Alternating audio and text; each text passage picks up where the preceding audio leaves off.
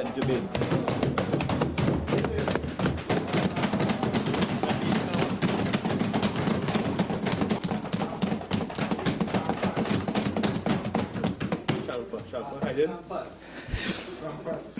Thank you, Mr. President, for the sublime privilege afforded me to contribute to this most vital debate.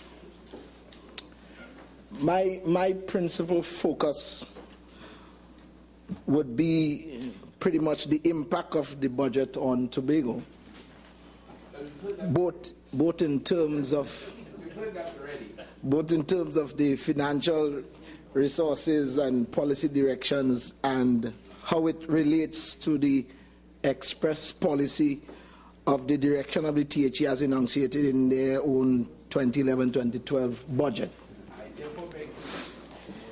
However, Mr. President, before I get into the substance of my contribution, I would want to seek your leave to put on the public record my general impression of and response to the budget from a national perspective.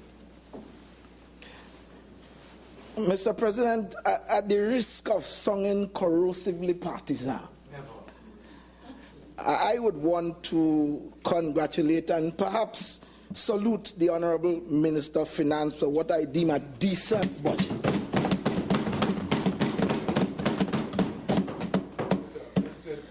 This is an excellent attempt by the People's Partnership to respond to the different interests and competing needs within the country against the backdrop of the current and forecast global, regional, and local economic context.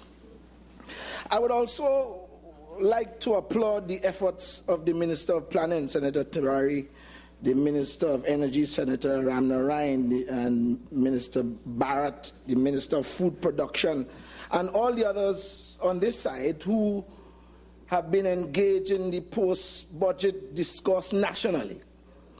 I find their ventilation of the intricacies of the governance plans for the future advancement of our country to be quite useful and informative to the population. Mr. President, I am flabbergasted at the pessimism emanating from the opposite side on this budget. It is as if they look into a crystal ball and demanded that the prognosis be one of gloom and doom.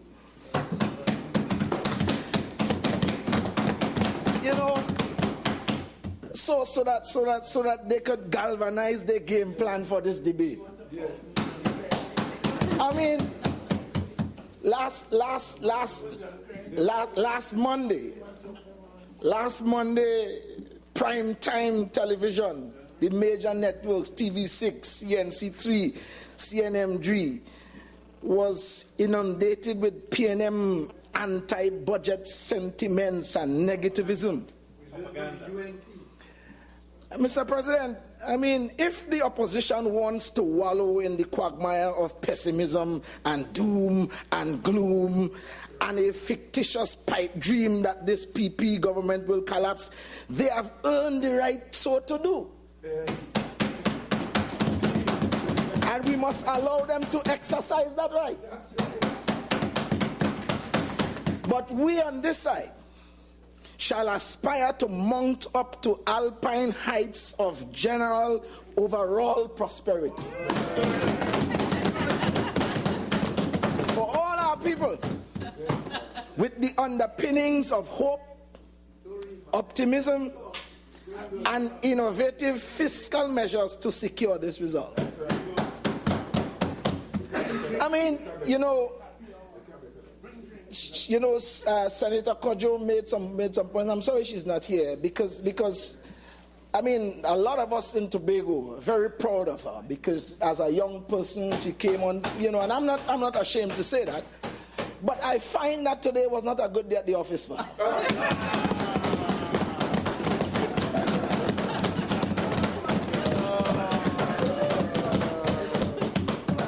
I mean, seriously, I mean, People say when a story is in the air, you just have his side, and the truth. And it is always useful to get another perspective. I know she has been, she throws herself around as she is the authority on Tobago, and you understand. But she is not. She's not, and she can't be, because the last election is a good indicator. 27,000 people plus went to the polls. 15,000 plus voted for the TOP, and maybe 13,000 or something voted for the PNM. Therefore, she cannot be speaking for the entire Tobago. I must say, she speaks for the PNM, and she speaks well for the PNM, because that's consistent with PNM talk. What we have heard here this evening is what I will call postprandial prattle. That just simply means chit chat after a meal. That's all it means. Because I really didn't want to respond to some of this stuff, because it's just not a good day. So it doesn't do justice to try and respond. I know it's convention to rebut some things, but it just doesn't do justice, and I don't want to waste my time. It just was not a good day. I just don't agree with Senator Kodjo on most of the things that she said. What she is saying is one-sided. It is a PNM view. It is reflective of the negativism that is a part of the PNM strategy as it relates to their response to the budget. And that's all that is. Yeah.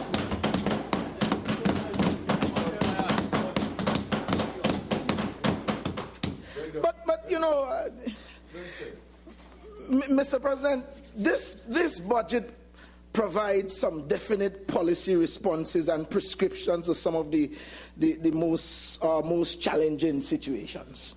We've heard about the fiscal and administrative reactions to the illegal diesel bunkering and so on that seems to have been flourishing under the former regime, and I'm sure they may see beyond that and so on. But that's my impression. It provides social relief for the differently abled in a very special way. It brings equity to the public pensions payments. It provides the finances requested by the Minister of National Security for sustained and improved safety and so on. The budget is comprehensive and people-centered. But among many others, Mr. President, the most important thing for me, and perhaps for the people of Tobago, is it reaffirms the People's Partnership's commitment to deliver full internal self-government to Tobago. Mr. President, when you put all these into an equation, it equals to a people-centered, a people-focused budget, which is consistent with the governance philosophy of the People's Partnership. Hence, the mantra of the Honorable Prime Minister, serve the people, is not just a political rhetoric, but the honest intent of the heart, reinforced by actions to that desired end. Yeah. That being said, Mr. President, I will now want to go into a little more substance.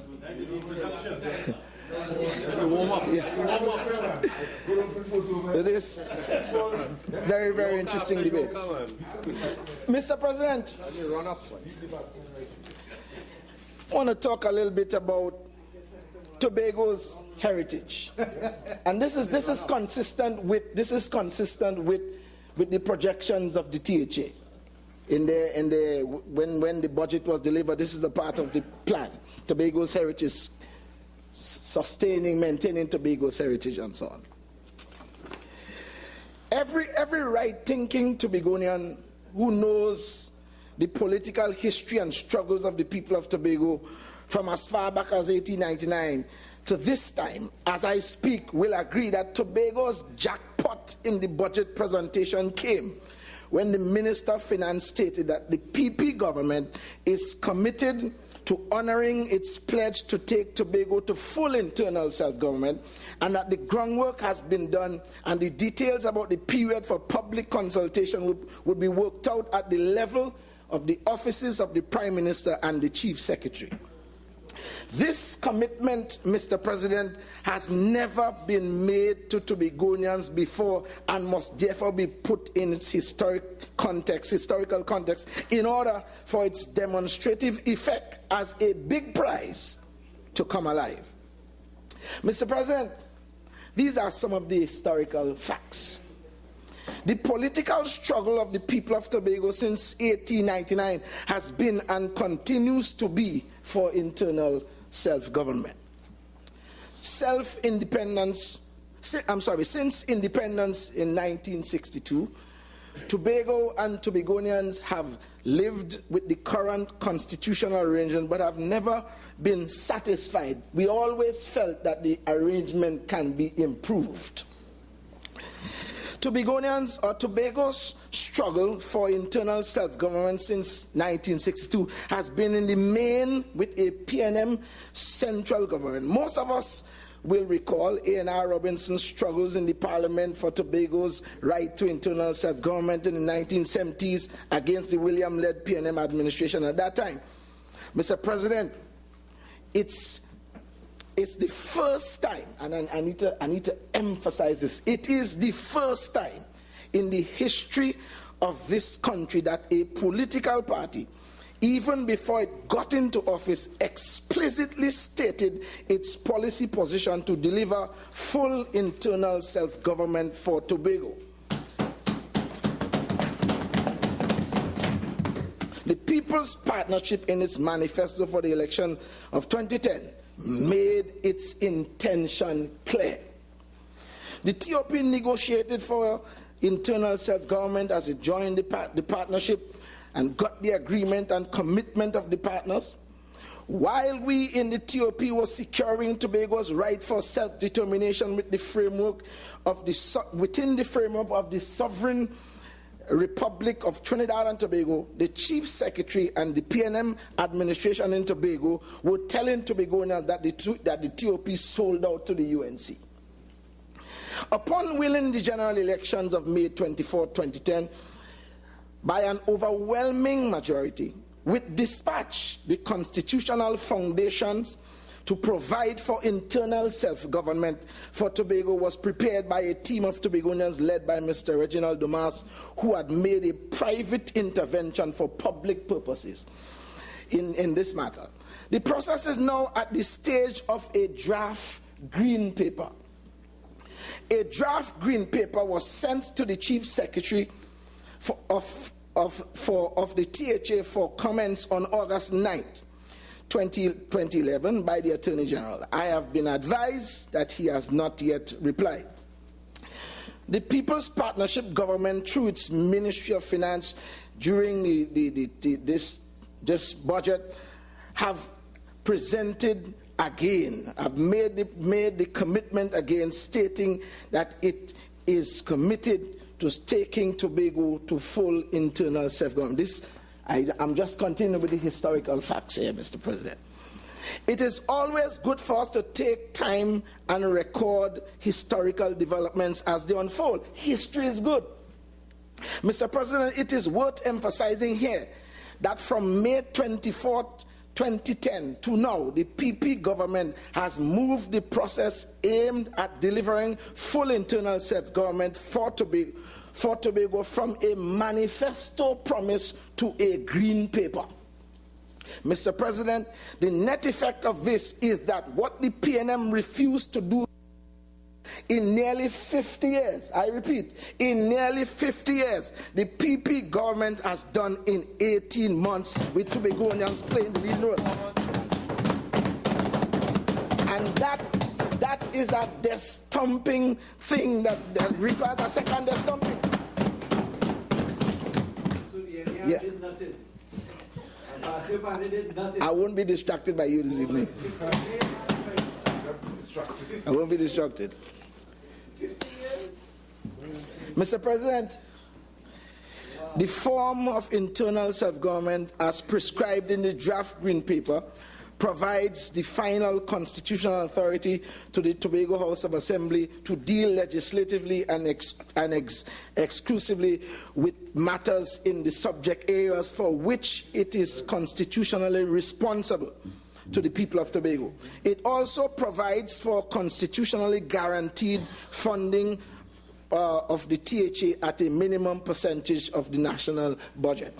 I must interject here, Mr. President. You know, I just remember this. Senator Kojo was making the point about the amount of money that the THA get, and she went on to say that if there was no DRC, that this government would have given the THA 1%. And it's depressing to hear stuff like that because based on this government's track record since it has come into power, it has served Tobago well by actions.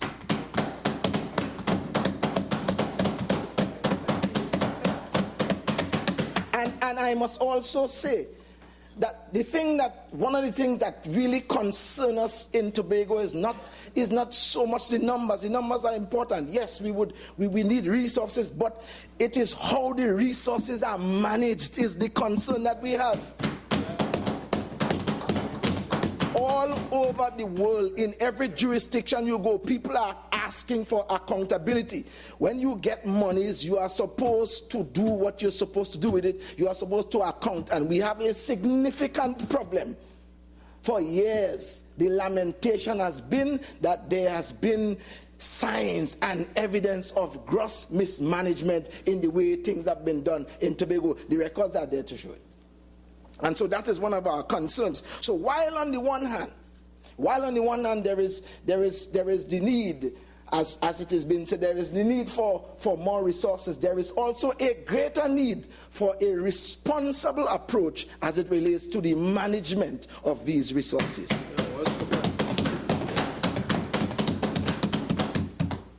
Mr. President, these provisions, when passed into law, will have the effect of transforming the legal, administrative, and political landscape of the island and its people.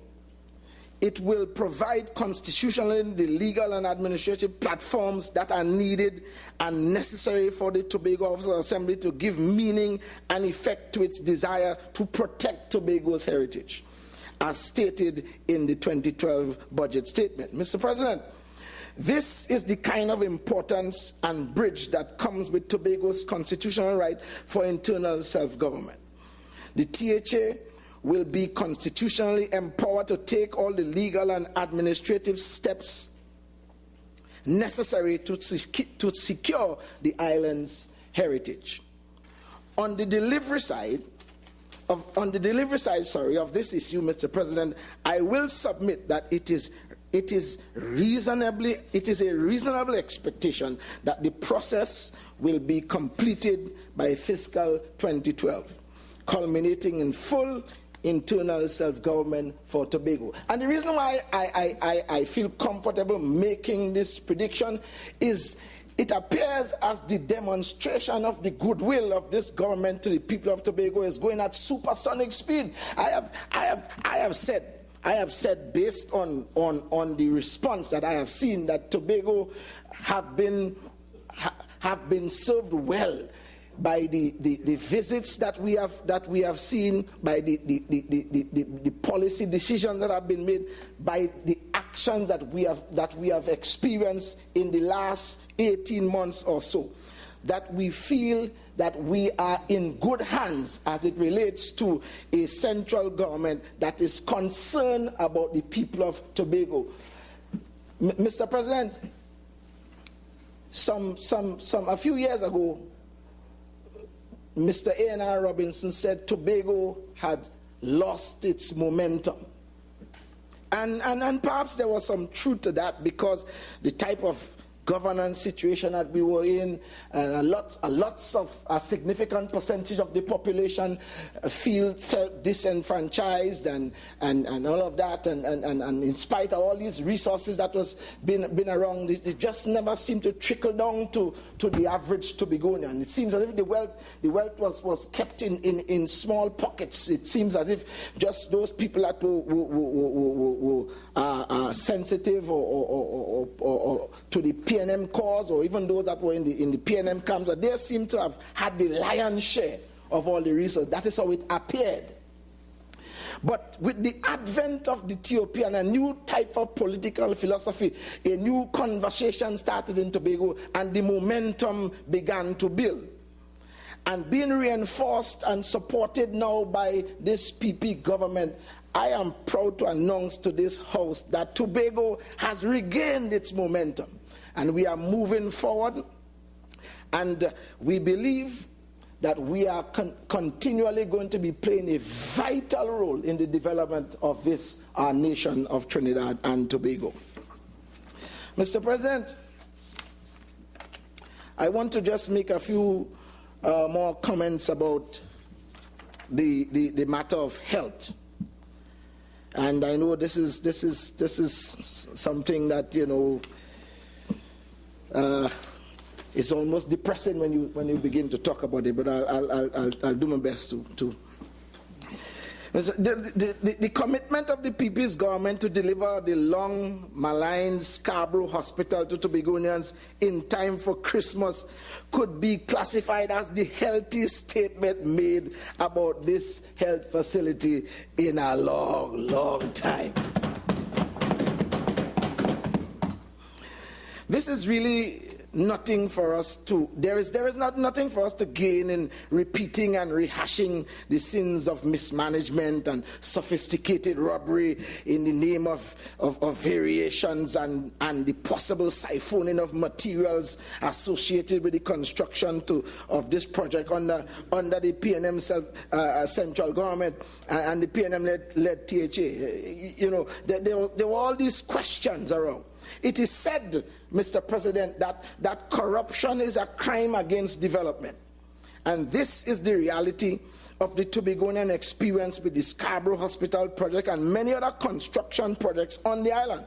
But there is also a saying, Mr. President, that those who do the crime must do the jail time. In addition, Mr. President, there is a budgeted figure of 447.9 million program to provide for the health and social needs of Tobago. This figure represents 170.3 million increase on the 2011 allocation to this division of the THA. And I think this must be said because we heard Senator Kojo made a lot of comments about the THA being starved and all this, and there is some conspiracy and all of that kind of thing. But the figures does not say that. The numbers say something completely different. And I remember Senator Henry in the other place saying that the figures that figures are stubborn. I think that was the comment that he made about the numbers, and the numbers remain there for all to see. All this, Mr. President, is happening in a Tobago that is said to have the lowest per capita of persons per health facility ratio in the world. That's what has been said. The problem that remains, that's what he said, facts are stubborn. Okay. The problem that remains in the inability of the islands, it is the inability of the islands management over the last 10 years to build a world-class health facility that can deliver the proper type of health system that we think that we so rightly deserve. Mr. President, I am confident that Tobagonians will not reward failure at this level, and that they will certainly effect a regime change that is so badly needed to protect and to secure their health and general well-being at the turn of the next THA elections. The result of the last general election speaks to this fact, Mr. President, so I am least worried. I have every faith in our people. And I just want to say, if I may, just a little bit about tourism. And, I've heard some comments about the tourism and, and what the state of emergency has done for tourism. But the truth be told, the tourism situation in Tobago has been flat for many years before the state of emergency, and we have always been complaining. There's been a lot of resources been thrown at it, but there seemed to be no real movement, and it is endemic to a lot of the activities that take place in Tobago under the watch of this present PNM administration. I mean, development, infrastructural development and so on, it's as if it takes a Golgothic trip. It is like watching paint dry on a wall. Things just take so long to get done. And so the time has come. The time has really come for some change.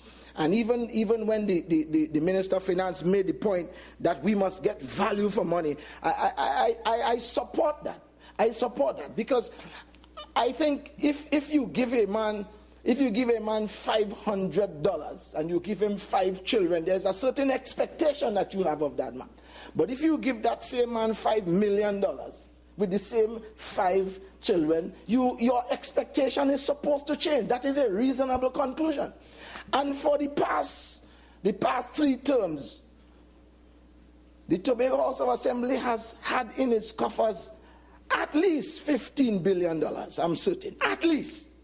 When you go to Tobago now, where in Tobago can you honestly say resembles $15 billion?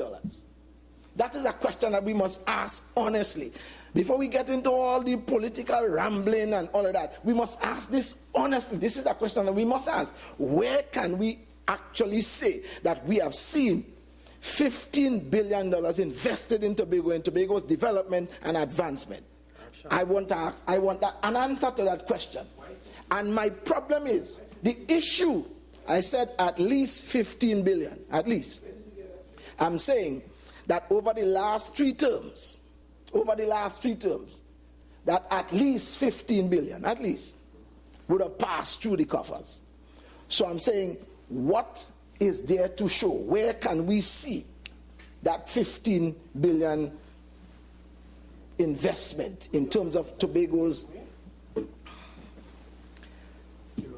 in the business? I don't feel like giving way. I'm a new kid on the block, Mr. President. I'm new.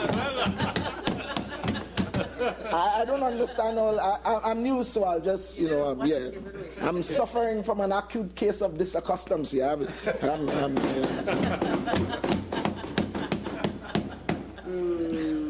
Mr. President, Tobago's economy can be described as services-led, tourism-driven, government-powered. What this means, Mr. President, is that the island's government, the THA, must ensure effectiveness and efficiency in all its administrative and public expenditure functions. In this regard, the records of the current assembly are there for all to review and to come to their own conclusions. What is the reality? In spite of the millions or billions that have been invested, we have been told, and we have been told that there are several. And let me say this too, Mr. President, because sometimes we say, this administration didn't do anything, and it's a figure of speech really, and it has to do with that same thing about value for money. Because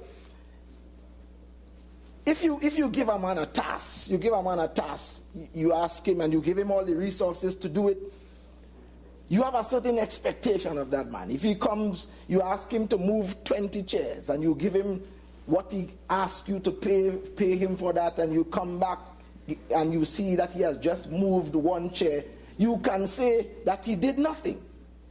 And that is an understanding, because what you expect, you did not get the value.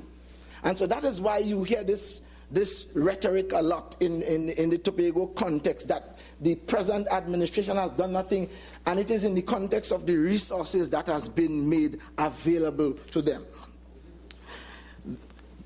Mr. President, the People's Partnership government, being the government of Trinidad and Tobago, contrary to what the PNM in Tobago may think or perceive, exercised its responsibility to the island's tourism sector by setting the Tourism Development Fund at $100 million. It is geared towards protecting the sustainability and the quality of the tourism product through the provisions of access to the government guaranteed funding for both existing and new property developers. Relatedly, Mr. President, the People's Partnership government worked with the stakeholders in the tourism sector in Tobago and formulated a 15-month action plan designed to reposition the island's tourism on the growth path. This plan will provide financial incentive for investors in the industry. Further to that, Mr. President, the PP's government has issued a policy directive to the management of the Magdalena Grand Beach Resort. And I want to just say something about that, because I realize that this was, is a lot of negatives. I heard the opposition leader in the other place made some analogies, and it's very negative, pretty much the same that Senator Kudrow made. But I know the Magdalena has a name. Many beautiful ladies have the name Magdalena. So I mean, it's weird. And I realize that when you want to make a point, you can make it walk on all fours. If you really want to be negative, you can find anything to be negative about. So I don't understand what is the hang up with the name, and what is the implications and so on. So I mean, we must put that to rest. But the point is that the government has been working with the management to work with the Tobago fishermen and farmers with the aim of building a sustainable and predictable local food supply chain for the resort. Mr. President, if properly implemented, this could be the intervention that has a domino effect on other establishments, thus creating the guaranteed local demand markets for the input of the island's agriculture and fisheries industry. If properly actioned and managed, Mr. President, this could signal the dawn of a new agricultural revolution in Tobago. I see this initiative as being pregnant with opportunities for Tobago, Mr. President. I wanted, if I may, Mr. President, to just make a few comments about the tertiary education situation that is going to be happening. Mr. President, the proposed integrated university campus in East Tobago, which will integrate the campuses of UWI, UTT, and COSTAD, is another provision in the 2012 budget that fits neatly into the THA's proposals to embrace higher education. I know Senator Kudrow again made, other negative comments about that, as to, they have not found the place to turn the sword and all that kind of stuff. And I mean, we've had enough. We have so much negativism that we could take, But we are encouraged by this move. The construction of this facility will deliver in a material way real and meaningful opportunities for every Tobagoan to embrace higher education at home with their families and loved ones there to support them. And this is significant, Mr. President. We are all aware of the magnitude of sacrifices that Tobagoans were forced to make in order to access and participate in tertiary education. These sacrifices were made in most instances and are still being made. The issue of additional costs for accommodation, meals, transportation, the wear and tear of traveling back and forth and studying is one that is very difficult. In some cases, there's a social issue where it even affected some families negatively, where I am told that, maybe a husband or a wife may have come and have been coming and just never went back. So that's what I was told. But this campus in Tobago would assist in mitigating some of these challenges. And so, Mr. President, added to the real indigenous tertiary education opportunities that this project will deliver to the island will be the collective capacities, skills, training, experiences, institutional capabilities that come with a university. All of this will be available to Tobago and Tobagoans to assist us in our efforts in developing the island. Further, Mr. President, this project, if properly managed, will be the fillip that will transform East Tobago into a university town, thus creating exciting commercial opportunities and employment in these areas for the support services that students, lecturers, administrative staff will need, such as accommodation, banking services, restaurant services, transportation and entertainment, among many others. This will be the new educational growth pole in Tobago, attracting regional and international students and lecturers alike. Mr. President, $8 million have been provided for the commencement of this very important project. This is what we call, to the people of Tobago, service PP style.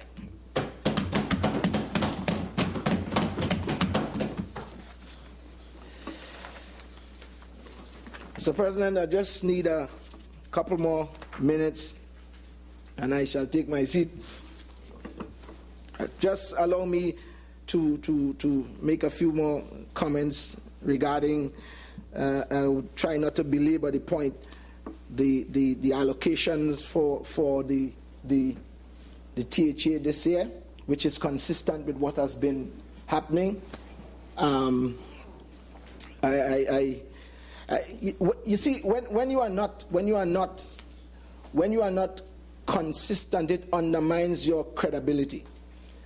Under the former regime, one of the things that we always in Tobago, that we always chided the THA for, the chief secretary especially, is after every budget under the former regime, and we asked, well, how do you feel? He would always say that he's comfortable. He's comfortable. As soon as the regime changed, there's all this dissension. So it to me, it undermines his credibility, because it is the same amount. So what it is that is different, and I know, all of us know, that it is just because there's a different government in power, so all of a sudden it now becomes a situation where you're no longer comfortable with what you have, you're uncomfortable. But the truth be told, the efforts that have been made by this government to assist Tobago, to furnish Tobago with the resources that it deserves and needs to carry out its programs is reasonable. It is people-centered.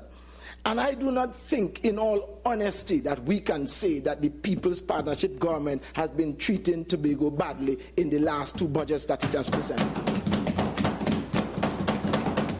I think that is the thing. We need to be very honest and balanced in what we are saying. And that has been the problem, it appears, that has been, even with some of the presentations that have been made, that there is an attempt to try and demonize the government. And understanding the kind of climate in which the partnership is governing, one must be able to appreciate that which has been done, all the efforts that have been made to treat with the national situation. And again, Mr. President, I think that the People's Partnership government is doing an excellent job, and I'm not afraid to say that. Yeah. Yeah.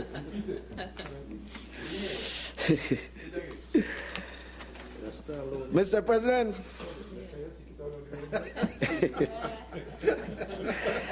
as I prepare to conclude, I will be the first to say that Tobago, that allocations for Tobago can always improve for the funding of its development programs. But I must also be first to say that the current executive of the THA needs to do much more in the areas of accountability, accounting for the billions in unspent balances, transparency. And as I'm saying it, I worked at a media house some years ago, and it was I think it was maybe 2003 thereabout, I'm not sure, and I can be corrected. But it was that time when there was this Auditor General report that it was very scandalous. There was some $365 million that could not have been accounted for on the part of the THA and so on. And it's in the public domain. And I remember interviewing the Secretary for Finance in this media house, and I asked him the question, why must the people of Tobago trust you to manage their resources if in your first term there's this scandalous report? And I remember him saying that nobody is culpable. Really, it was just some recording issues. In fact, what was done really was to pass the blame on to some of the public servants and so on. And I remember asking him if he would be willing to come back to the public, to the Tobago public, and when the matter has been fixed, and to give us the assurance that this will not, and we have not heard anything about that since I heard Senator Kodjo say that all the reports are up to date as of now. And just as you said with Senator Barrett, I will have to check that to make sure that is verifiable. You know, because we have some serious issues with that. Submitting its statements, its financial statement to the Auditor General's office on time. And I will continue to say this until I verify those facts. Project management, project designed to be completed in 12 months should not take 10 years, as in the current case of a lot of the projects.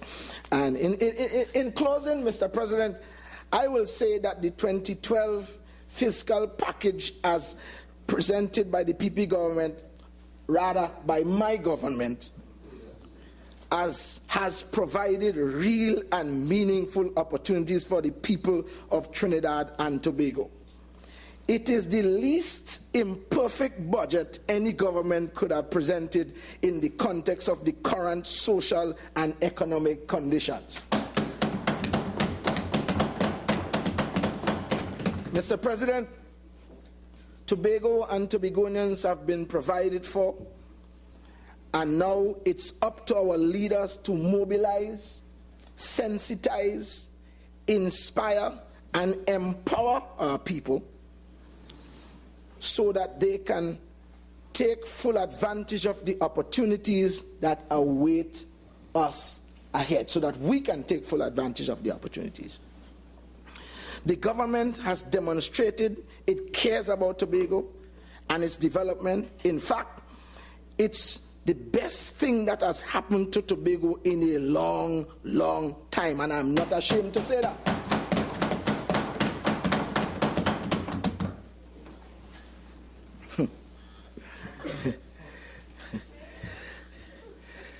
Mr. President,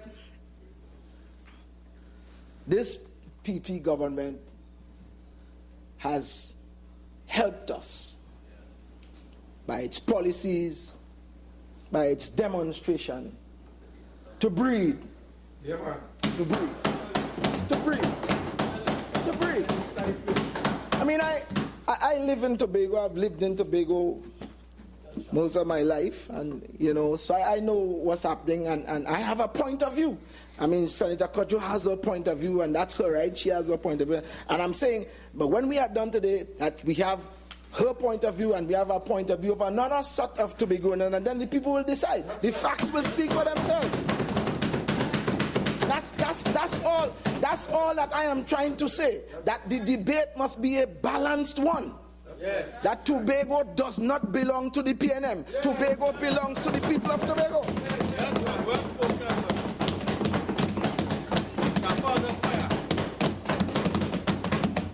I know there is this feeling that the PNM has the they have the divine right. I use the word divine, I prefer that. They have the divine right to governance, that nobody else can govern nowhere. Perhaps because they have governed for a lengthy time in this country, they figure nobody else can govern. They are quick to talk about who they can't trust and all that. But you see, when you point your finger at people, you have to remember that there are people on your side we can't trust either. You understand? That's the fact. It's a fact, right? And so we have to try and get away from this. I remember I was looking at. I'm almost there, Mr. President. I was looking at a television interview with the Minister of Health was on, and they were asking some questions about the Minister of Works, and then of course Senator Hines came on. And he went on to talk about in the PNM's history. He could just name on his hand, one of his hands, how many people, PNM officials, who are in discrepancies in public life and all of that. But he didn't have enough hands for the PP government. And and as if pricked by his conscience, he had to concede, that the issue is not so much about how many people bad on this side and how many people are bad on this side. There's a Bible story about two men who went up to the temple to pray. Yes, and one man said, God forgive me a sinner. The next man said, I'm not as sinner as this man. I'm not so sinful as this man. As if to say it is about the amount of sins. Yes. You see? But the thing is, Mr. President, that there are areas of deficiency and people with flaws. None of us are perfect. And so we have to get away from this thing, right? That while you point a finger, that somebody will be pointing a finger at you. There is now the issue of digging. There's looking under every rock to see what can be found. Are you close to know? Otherwise, Mr. President, I close by saying that I am thankful that this People's Partnership government is now in power, that Tobago is served well by this government and shall continue to be served. The government has demonstrated by its actions its willingness so to do. Thank you very much, Mr. President.